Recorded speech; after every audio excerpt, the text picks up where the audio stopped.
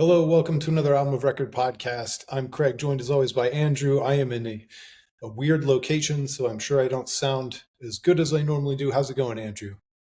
It's going all right. I just realized that I have my glasses on and I've got my light reflecting off my glasses, and I'm just going to deal with it this time. So this has become an ongoing struggle for me because I'm like with the dry air, it's just been bothering my contacts like crazy. So I've been taking my contacts out as soon as I get home. And then I've been trying to figure out when we do the podcast, whether I go glasses off, glasses on. It's a Yeah, whole thing. we'll remove it in post. This is all part of Yeah, our crack team of that's right. someday AI will just click a button and remove all that stuff from the video. So, Thanksgiving. We played a little best of last week for Thanksgiving. I hope everybody enjoyed their holidays. Mine was just okay. I feel like the oldest man on earth. I caught shingles, so I got that. That Yep. was my Yep. Thanksgiving break. I'm not old enough to even get the shot yet, but here we That's are. right. That's right. But yeah, so I don't actually know that much about shingles. Is it a contagious thing? Like, do you catch that from somebody?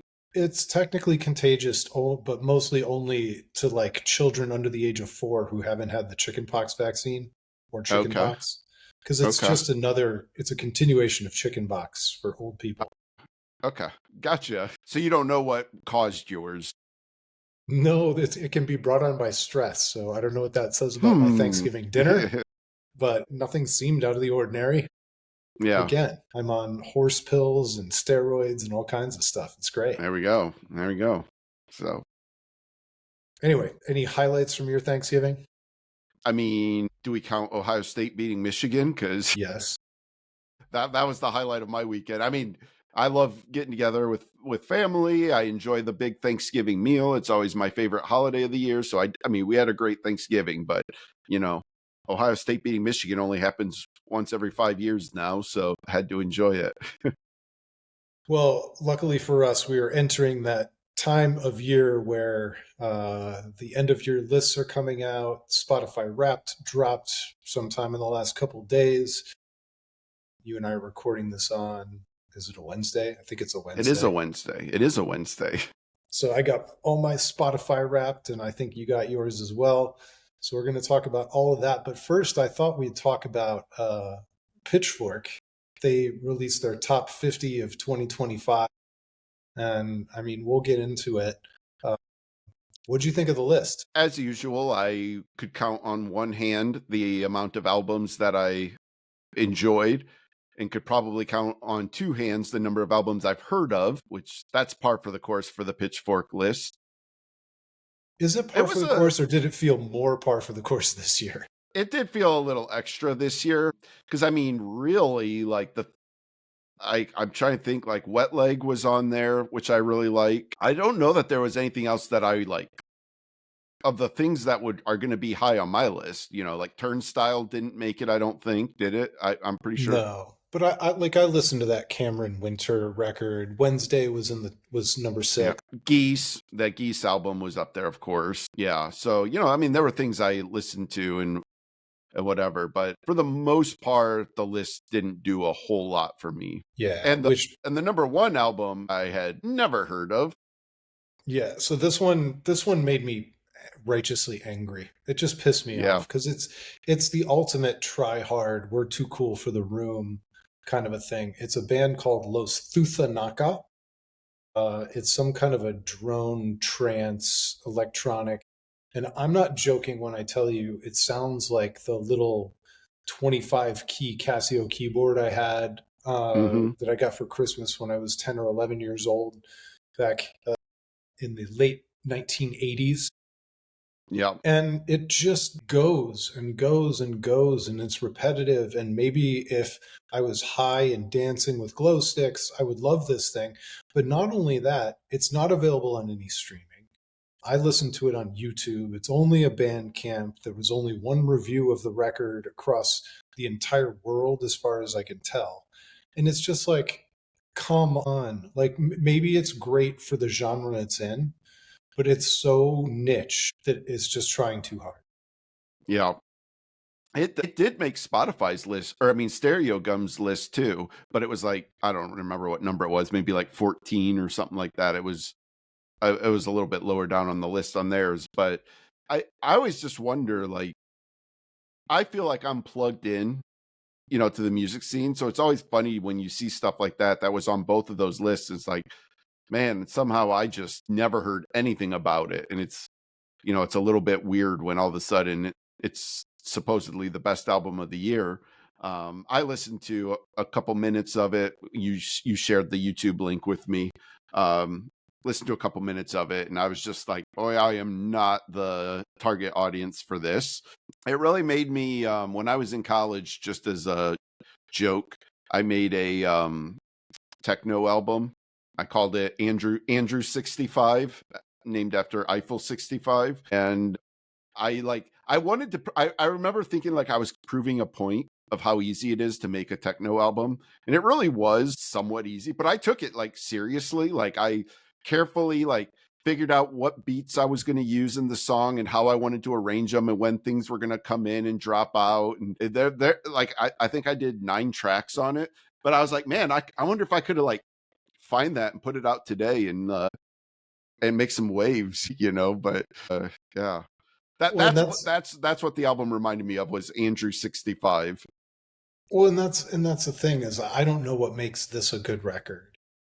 Yeah. And I do think that I'm capable of hearing records in other genres that are not my thing and understand and hearing the quality in it. I think this was like honestly, I think it was low quality. The reviews say that it wasn't mastered. It really sounds again like a Casio keyboard. If it does play really well in a dance club, then it's not the best record of the year. It's Right. maybe the best performance piece that plays when it's being played live or whatever. I don't. Can they even do this live? Yeah. I have no idea. Like, this is where I'm not discounting it. I'm just saying I don't understand it, but like, I don't understand like the whole live set of a DJ either. Like, I've never really grasped my head around what that really means. And it's just not my thing, but it See, does and that's feel the like it's thing. oh, go ahead. You and I always do that, where we say, "Well, it doesn't suck. It's just not for me." Yeah. This one's really hard for me to just say it's not for me because I think objectively it's pretty. That's kind of what I thought too. So But I don't. like, to me, like, I view this is going to be, I don't know. I don't know that this is controversial, but like, to some degree, it feels a little bit like country music to me, where like it's lifestyle music, like it's meant for a setting. And, I think of so much of country music, even though I know tons of people who listen to country music in their car or their truck or whatever, but like, Definitely their I truck.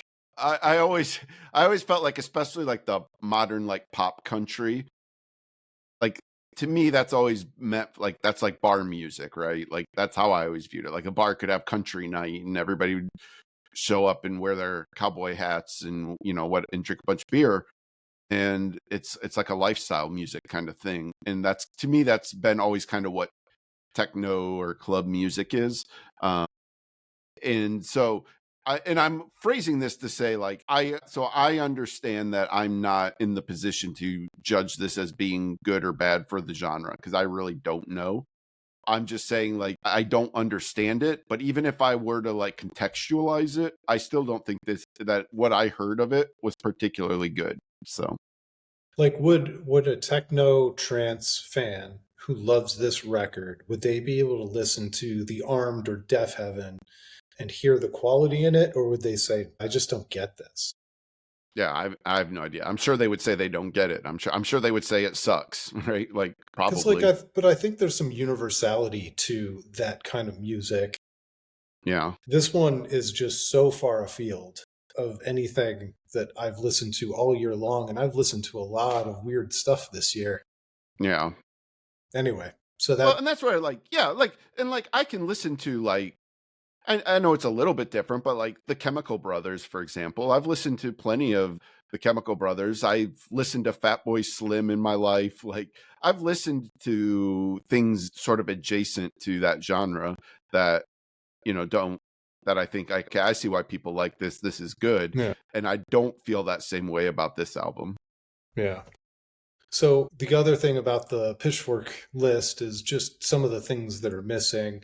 Now, I'm not surprised that Deftones wasn't, Def Heaven wasn't. Def Heaven was not. Yeah, like those are a couple albums that are pretty universally praised that aren't on there. And like I said, like I would have thought Turnstile would have made it somewhere. It's not like it got poorly reviewed. Pitchfork gave it a great review, but it's just not on there.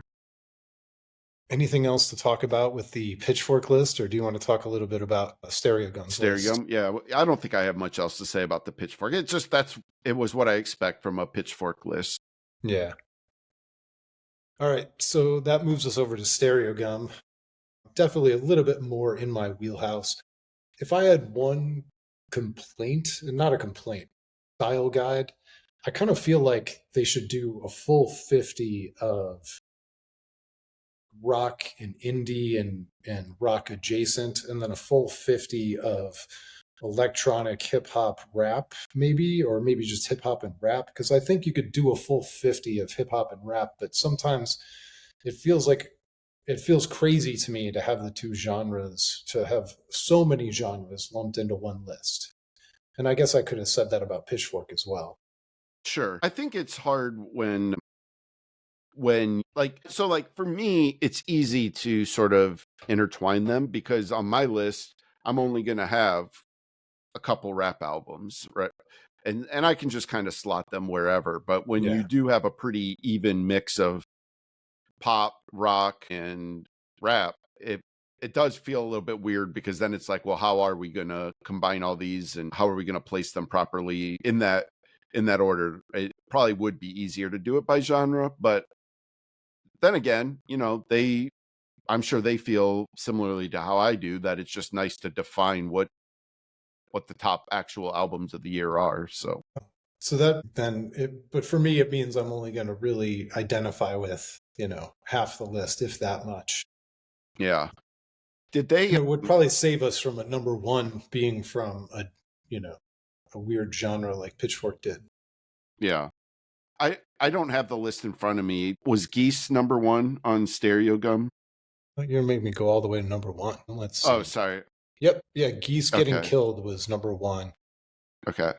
Wednesday Bleeds was number two. Then Oklu or Okay Lou, Yeah. Rosalia, Friendship, Smurs, Billy Woods. See, I'm out a little bit. I didn't listen to Yeah. all of these. They Are Yeah. Gutting a Body of Water. That one was actually an interesting album. I kind of liked that one. That was a sort of a shoegazy band. It wasn't exactly my favorite, but it was interesting. So Yeah. that's where I Yep. kind of appreciate that one. Dijon, Greg Freeman, James Kay, Pink Panthers. Mhm. Is it Pink Yep. Panthers in your wheelhouse? No. All right. We're really going through a section here of things that I actually didn't listen to. Lucky number 13, Caroline, Caroline 2. I did enjoy this one. Yeah. It was a little bit experimental. This was way too high for me on the list, but I thought it Yeah. was both pleasing to listen to and interesting. Yeah, it's one that I understand why they would rank it. Then Maybe our not good quite friends, that high, but then our good friends from Los Thuthanaka at number 14. hey, I got the number right. 14. Yeah. Yeah. I think you and I talked about Jane Remover. That was at number 15. That one's definitely a little bit out of my wheelhouse, but again, I kind of understand But it's it. good. But it's good though. Yeah. Yeah. I can't. Nina Girachi. I can't pronounce that. That I don't know. Addison Rae. And then we finally Yeah. get to Turnstile at number 18. Yeah. Which I actually thought it would be a little higher than that. It was a little bit lower than I was expecting. Do you think it was too typical, too Probably. easy to digest? I think probably so. I don't think they pushed boundaries in the way that people expected them to. They did push some boundaries. It was just not in the way that I think a lot of people were expecting.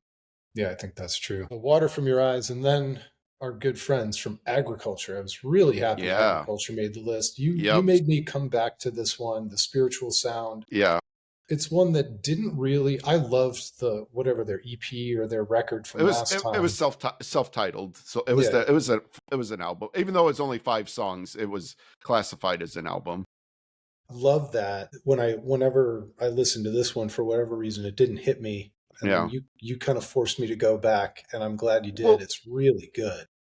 and it's funny because I slipped through my fingertips a little bit too. Like I didn't listen to it as much as I should have. And just in going back and listening to it, I was like, oh my God, I forgot how incredible some of the guitar playing is on this album. Like just unbelievable guitar playing throughout this entire album. And these songs are, so for people who aren't familiar with Agriculture, they're a fairly traditional black metal or band, I would say, but I think they classify themselves as enthusiastic black metal. Like their whole shtick has always been bringing like a lightness to black metal, like, and not just the heavy dark imagery. They've always tried to sort of juxtapose a little bit more lightness into it. And these songs are like exhilarating. Like they're like but but again, you've got the black metal vocals, but then when they switch over and just go into the actual just singing, like it's just so impactful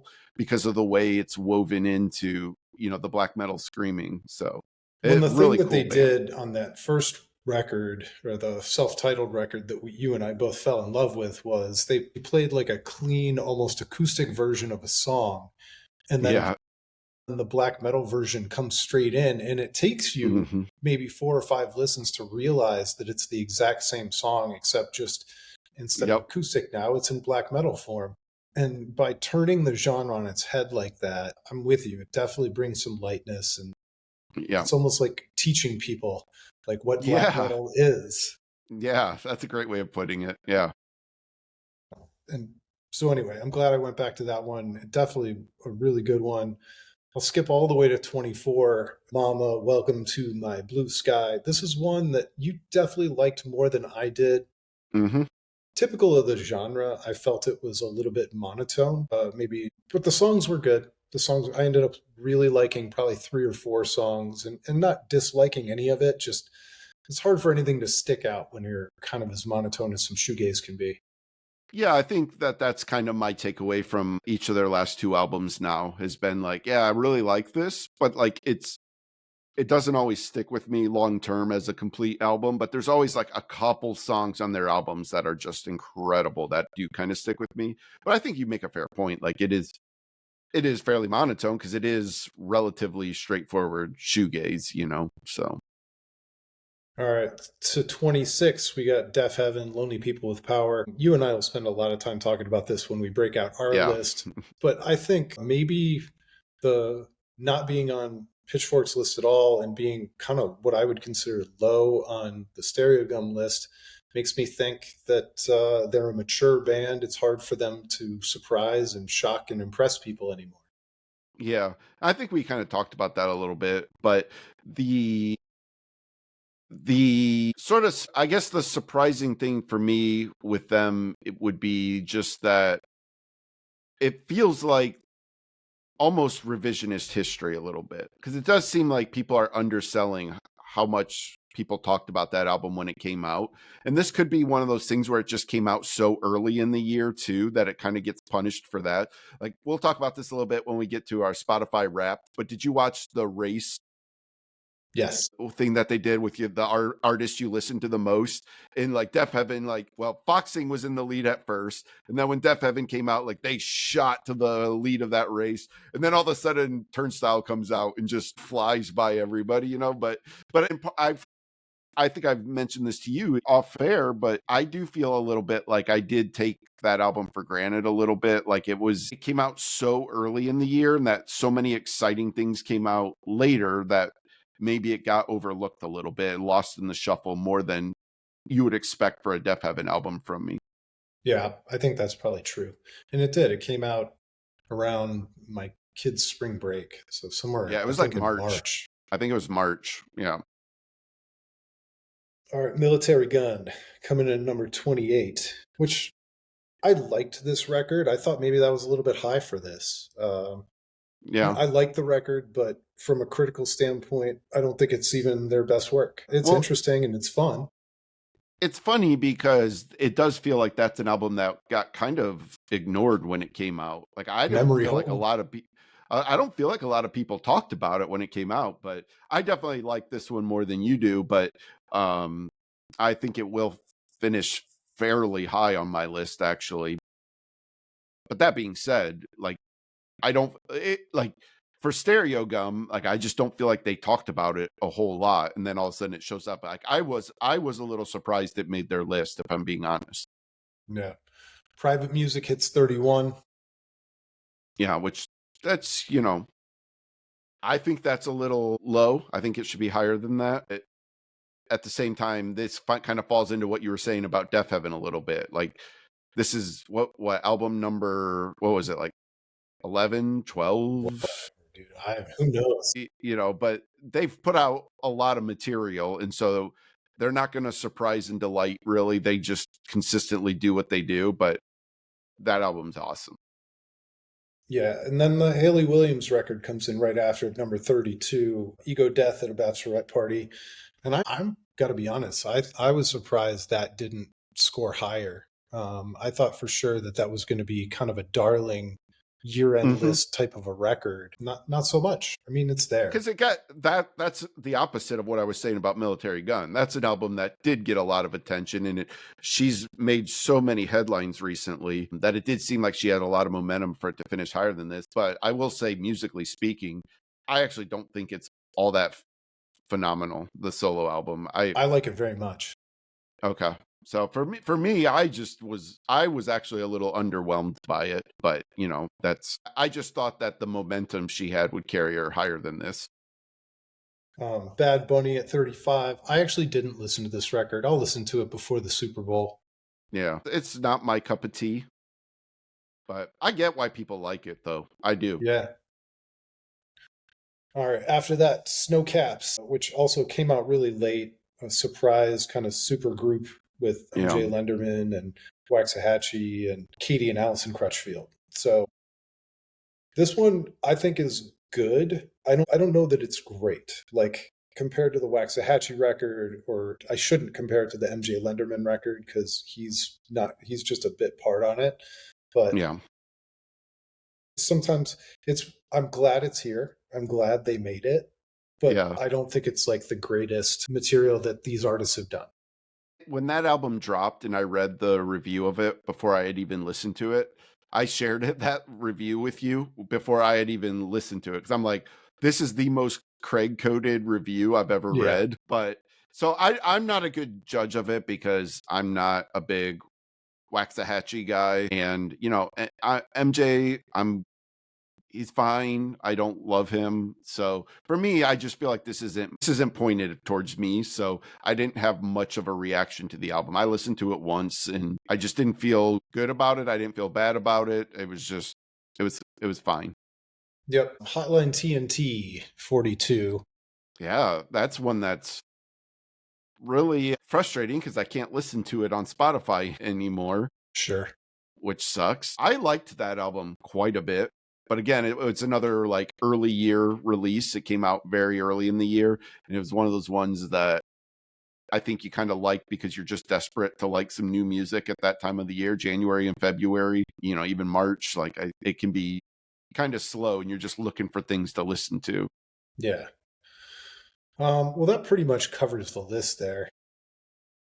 Yeah, So that brings us to our Spotify Wrapped. yeah. So Pull up my how do you want to Spotify account attack here. this? So let me pull mine up real quick. Some exhilarating podcast air as people listen to me. I will say a couple things on mine, and then maybe if you want to talk about a couple things on yours, and then we can see what else. Um, my minutes listened, 49,000, has to be the lowest I've had Because ever. you were the king of vinyl this year. I listened to more vinyl. But B, I also got a different position with my company that requires me to be in a ton of meetings. So a lot of my day that used to be spent listening to music, I'm now sitting in meetings wishing I was listening to music, right? So I was just like, man, when I saw that number, I was like, boy, like I'm slipping here. Yeah. Mine was almost 80,000 this year, which is kind of I think probably a record for me. Yeah, because I feel like I'm usually in the high 60s, low 70s, I think is about where I would usually land.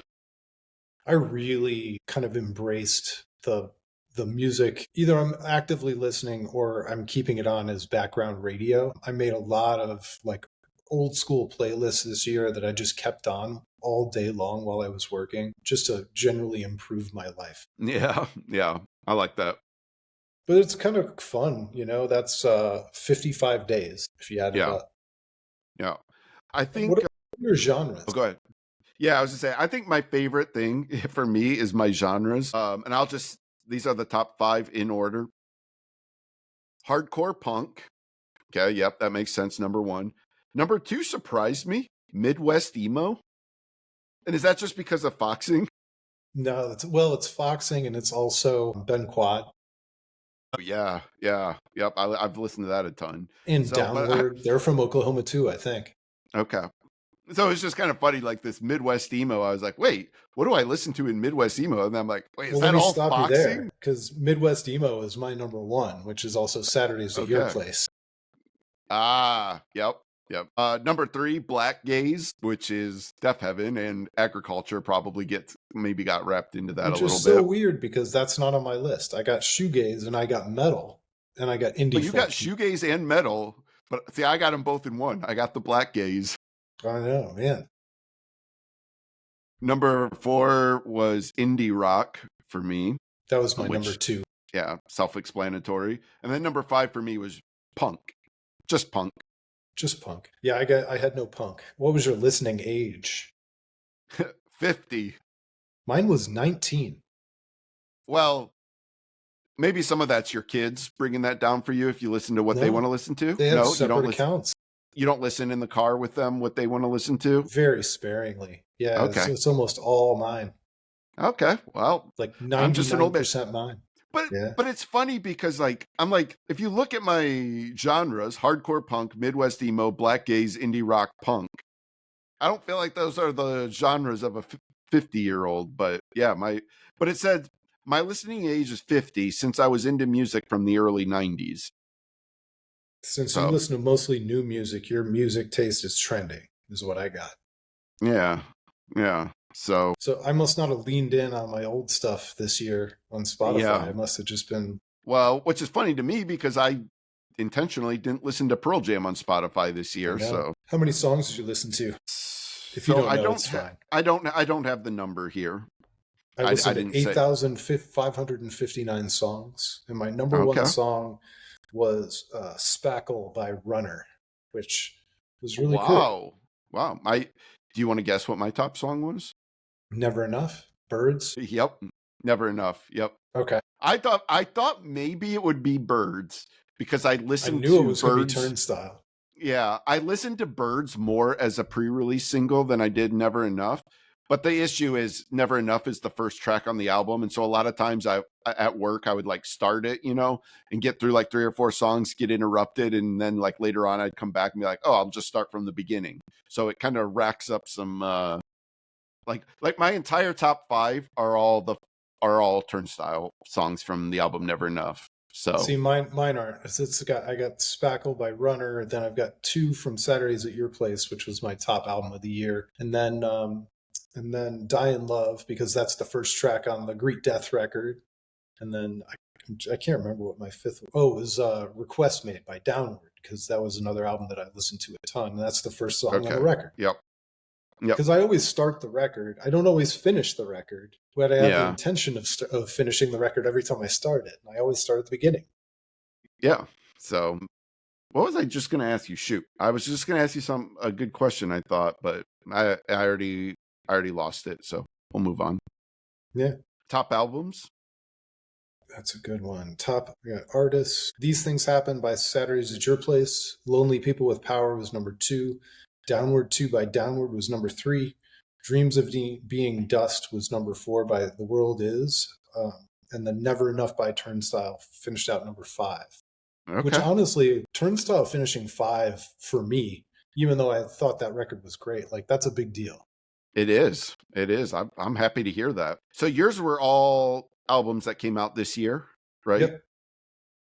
Mine, only 3 of my top 5 albums came out this year, which was interesting. So, number 1 for me was Never Enough, Turnstile. Number 2 was Lonely People with Power, Deaf Heaven. Number 3 was Foxing by Foxing. Number 4, The Future Is Here by The Armed. And then number 5, Nonstop Feeling by Turnstile. So Turnstile which is had crazy. an old album too. Yeah, it wasn't even Glow On or That's why your age is so much older than mine. You listen to those old yeah, yeah, records. yeah. So Foxing did finish as my second overall artist, but I must have Okay. been flipping around to all the different records enough that not any one record finished at the top. And to be honest with Yeah. you, between Draw Down the Moon and Dealer, I bet I've listened to those more than I listened to the self-titled. The self-titled. Okay. Yeah, I definitely had, especially like still in January, February, I was still listening to the self-titled nonstop. If we did more recently, I would say Nearer My God and Dealer were probably played more recently. But my top artists, number 1 was Turnstile, number 2 was Foxing, number 3 Deaf Heaven, number 4 The Armed. So no surprises there. Everything's going pretty chalk. Number 5, you want to guess? I'm supposed to We know. I'll tell you this, we've discussed this band on this podcast already today. It's not Ben Quad, is it? That came out too late. Nope. Yep. All Yep. right. I give up. Deftones. Okay. Yeah. That's fair. But this is where I'm really happy though, because this is for the first time ever, there's no Pearl Jam on the list. And it sounds like I'm like saying that like I don't listen to Pearl Jam, but like, or that I don't like them anymore. Still my all-time favorite band. They've always been my number 1 artist every single year. And so And it was somehow my you goal kept them this out of the year. top 5. And because I didn't listen to them on Spotify, I only listened on vinyl or Apple Music. So I cheated. You cheated with a Yep. second service. That's funny.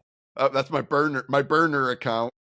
See, if I'm ever going to do anything on the burner, and I'm not trying to keep it off my algorithm. I'm just, I might be in a place where I'm listening to where I'm listening to YouTube or whatever. Yeah. So, Yeah. What were your top artists?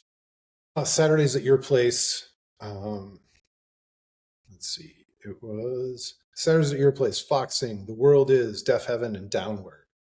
Okay. So what's interesting is to me about the Saturdays at your place thing is I didn't realize you were listening to them all throughout the year. Yes. I knew like later in this year you were, but I didn't know that was a year-long thing. Well, and that record, But when did that come out? Their new album. I It don't know, wasn't that like long ago, was it? September or October, but it Yeah. became an absolute obsession. The songs are short. So I listened to that record over and over and over again because it was over in a flash, Yeah. Yeah. Did you have any music podcasts in your top podcasts? No, I didn't have any. It didn't even call out any podcasts because I don't listen to podcasts. Okay, never mind then. I had IndieCast was number 2 on my Oh, podcast. that's funny. Do you want to guess what my number 1 podcast is? You might be able to guess this if you think about it for a second. Probably a sports one. It is. Is this Bill Simmons? It's Bill Simmons. Yep, still number 1. I think that's been number 1 on my podcast just about every year. Yeah, that makes sense. Yeah. Well, I think this is going to be a short one. I'm in Chicago because I'm going to go see 2 of the final 4 Foxing shows for a very long time, if not maybe ever. We'll see. I'm really excited for these shows, but there's kind of something wistful about it too. Yeah, it's like, I don't know, like it's like watching a death in slow motion or something, but I'm, wish I could have made it out there. Really bummed that I couldn't. I think you're going to see 2 really incredible shows. That's the upshot right there. Is these are going to be some special shows that I'm sure you're going to remember for the rest of your life, which is pretty great. I mean, this is going to be, we've talked about this. We've spent a lot of time watching Eric Hudson's Instagram Live and seeing them open for other bands recently, and their fans just not being into them at all was really hard to watch. And so it'll be fun being with a captive audience. Everybody there is there for Foxing, which is great. And I think It should be electric. Yep. Yeah. Emotional, electric. It's going to be great. And I can't wait to talk about it on next week's podcast. And crazy to get 2 nights, man. I Yeah. very rarely have I ever seen a band 2 nights in 1 week. Yeah. Pearl Jam at Fenway comes to mind. Manchester Orchestra, just because I happen to be at Columbus and Cleveland.